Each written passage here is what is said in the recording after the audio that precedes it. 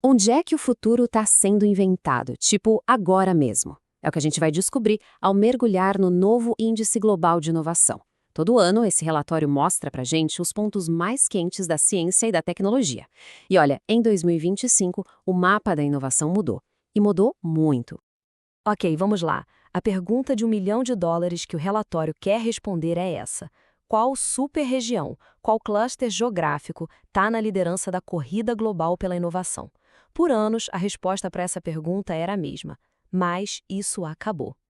E aqui está a grande virada. Pela primeira vez na história, o mega cluster chinês de Shenzhen, Hong Kong, Guangzhou passou na frente do gigante japonês Tóquio e Yokohama, que era o líder absoluto há um tempo. Isso é uma mudança, assim, sísmica no cenário da inovação mundial. Essa troca no topo do pódio é muito mais do que só uma dança dos números, sabe? Ela aponta para tendências muito maiores sobre onde o futuro está sendo de fato construído. Então vamos direto ao ponto. Por que isso foi acontecer justamente agora? A grande questão é como é que isso aconteceu? Foi tipo uma explosão de ideias novas do nada? Ou será que alguma coisa mudou na forma de medir? A resposta, na verdade, está exatamente aí, em como a inovação é medida. Pois é, em 2025, os autores do índice adicionaram uma pecinha nova nesse quebra-cabeça. Uma métrica que, sozinha, redefiniu o campo de jogo e virou o ranking de cabeça para baixo. Mas antes, só um conceito rapidinho. Um cluster de inovação não é bem uma cidade ou um estado. Pensa nele mais como um ecossistema, sabe? Uma área com uma concentração altíssima de cérebros e de grana, onde universidades, inventores e investidores se juntam para criar o amanhã. Até o ano passado, o ranking olhava basicamente para duas coisas: publicações científicas e pedidos de patente. Só que em 2025 entrou um terceiro elemento no jogo, e ele é decisivo: os acordos de capital de risco, os famosos VC deals. Traduzindo, é o dinheiro que financia as startups e as novas empresas. E aqui que a história fica boa. Tóquio e Yokohama ainda é um monstro em patentes, responsável por mais de 10% do total do mundo. Mas Shenzhen, Hong Kong e Guangzhou é mais forte justamente na nova métrica, a do capital de risco. Foi essa pequena vantagem que virou o jogo completamente. Mas olha, essa nova regra não mudou só o pódio, não. Ela criou um efeito dominó no ranking inteiro, redesenhando o mapa da inovação global e revelando quem são os novos protagonistas da história. E como é que fica a briga entre os países? Bom, a China ainda lidera com mais clusters no top 100, são 24. Mas os Estados Unidos, com 22, estão colados na traseira. A diferença entre eles diminuiu bastante, porque o capital de risco, que é um ponto fortíssimo nos Estados Unidos, agora conta na pontuação. Mas se tem um país que saiu ganhando, e ganhando muito com essa nova metodologia, esse país foi a Índia. Aquela cena vibrante de startups de lá finalmente começou a aparecer de verdade no ranking global. E o impacto, nossa, é impressionante. Dá uma olhada nesses saltos. Bengalu pulou lá de trás da posição 52 para 21, Delhi foi de 63 para 26 e Mumbai subiu de 88 para 46. São ganhos enormes que mostram direitinho a força do capital de risco nessas cidades. Ok, mas tamanho é tudo?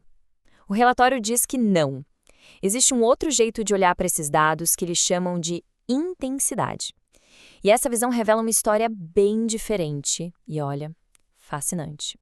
Então, qual a diferença? O ranking geral mede o volume total, o bruto. Já o ranking de intensidade foca na eficiência. Ele divide essa produção pela população. É a inovação por cabeça, que mostra onde a criatividade é mais concentrada. E quando a gente coloca essa lente, a lista muda radicalmente. No topo aparecem centros que todo mundo conhece, como São José, São Francisco, e polos universitários como Cambridge e Oxford. E aí, do nada, no número 4, uma surpresa total: Ningbo, na China. Mas como assim uma cidade que pouca gente ouviu falar entrou no top 5 mundial? A resposta é impressionante: uma única empresa. Ningbo é a casa da CATL, uma gigante de tecnologia de baterias. A quantidade absurda de patentes que essa empresa gera sozinha foi o bastante para botar a cidade inteira nesse mapa de elite. O que tudo isso mostra pra gente é que não existe uma receita de bolo para a inovação. Os dados deixam claro que existem vários modelos de sucesso, diferentes caminhos para se tornar uma potência global. Pega o caso de Cambridge, no Reino Unido. É o exemplo clássico do polo universitário. A força de lá vem esmagadoramente da pesquisa acadêmica e das publicações científicas que saem de lá.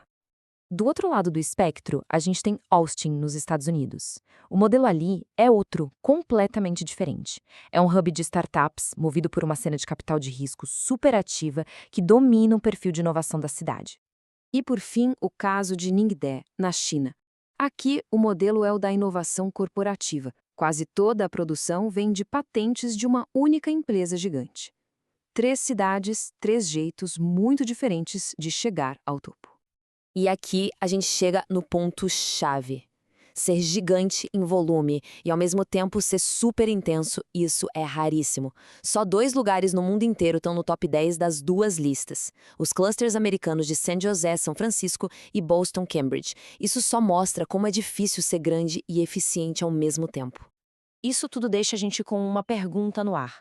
Com o capital, o talento e a tecnologia mudando tão rápido, como é que vai ser esse ranking daqui a 5 ou 10 anos? Uma coisa é certa, a corrida pela inovação está mais quente do que nunca.